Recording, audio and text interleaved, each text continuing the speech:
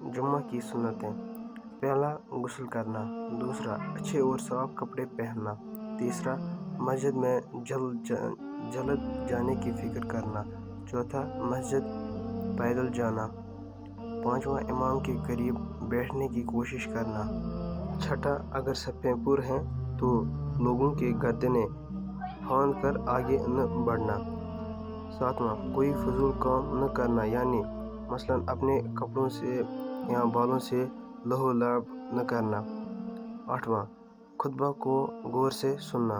نوواں، علاوہ ازیں جمعہ کے دن جو سورہ کہف پڑھے گا اس کے لیے عرش کے نیچے سے آسمان کے برابر بلند ایک نور ظاہر ہوگا جو قیامت کے اندھیرے میں اس کے کام آئے گا۔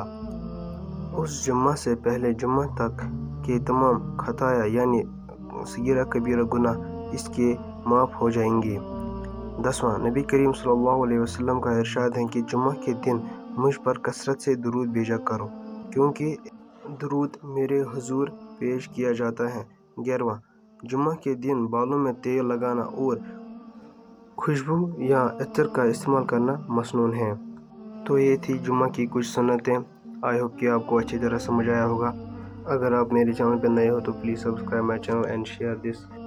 ہو سکتا ہے کہ آپ کے شیئر کرنے سے کسی کو کچھ معلوم پڑ جائے۔